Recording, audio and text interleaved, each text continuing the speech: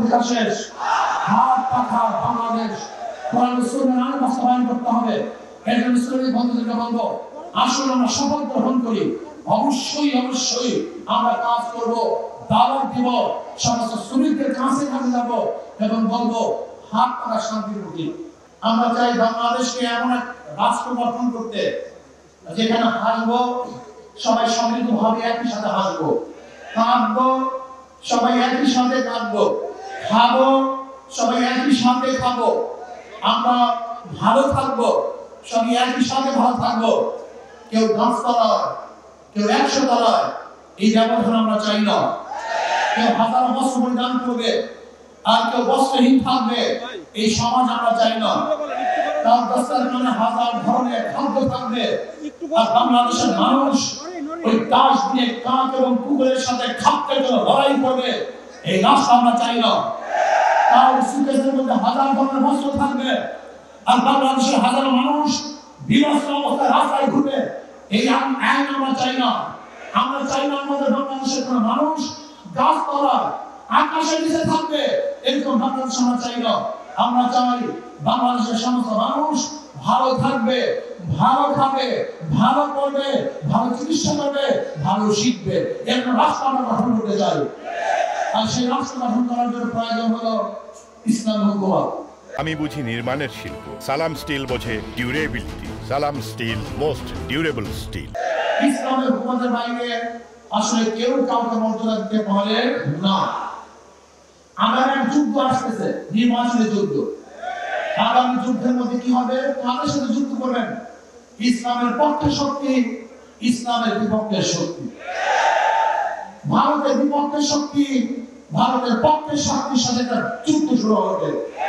আমি বিশ্বাস করি সেই যুদ্ধে ইসলামের পক্ষে শক্তি বিজয় অর্জন করবে, দেশের পক্ষে শক্তি বিজয় অর্জন করবে এবং বিদেশিরা তালিকা তারা অবশ্যই পর্যস্ত হবে ইনশাআল্লাহ। সেই যুদ্ধের মধ্যে আমরা অংশগ্রহণ করবো। সেই যুদ্ধ শুরু হয়ে গেছে। এর জন্য আমি শুরুর বন্ধুদেরকে বলবো, এখান থেকে যাওয়ার পরে নহের সমাপ্ত কর্মভোগের অবকাশ করে বিশ্রামের আজকে এখান থেকে ঢাকাতে যাওয়ার পরে আমরা সিদ্ধান্ত গ্রহণ করবো আমার 24 ঘন্টার সময়ের মধ্যে আমি কত ঘন্টা সময় দাওয়াত কাজে ব্যয় করবো।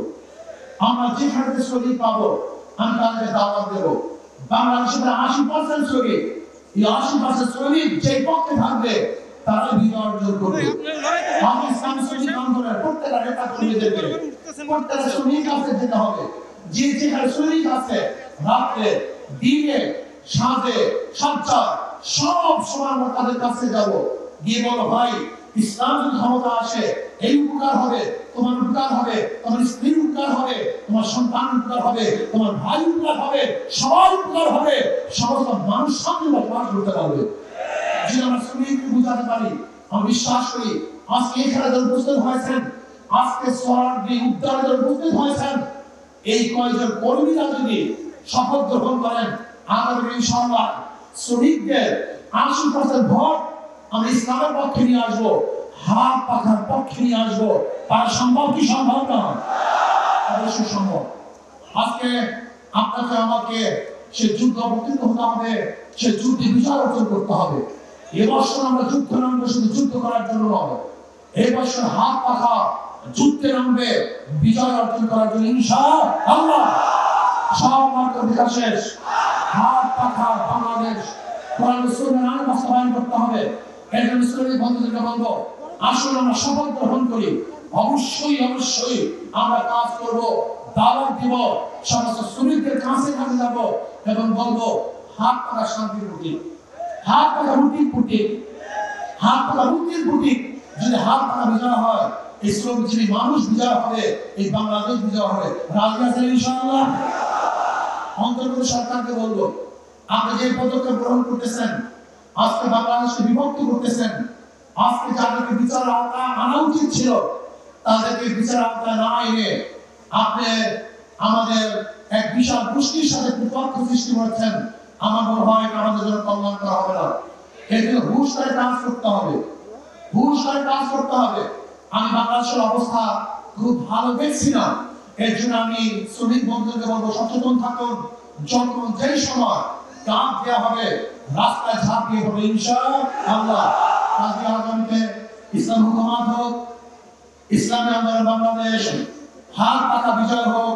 আল্লাহ আমাকে এবং আমাদের সবাইকে একই সাথে কাজ করার তৌফিক দান করেন। ওয়া মা আলাইনা ইল্লাল বালাগ। আসসালামু আলাইকুম ওয়া রাহমাতুল্লাহি ওয়া বারাকাতুহু।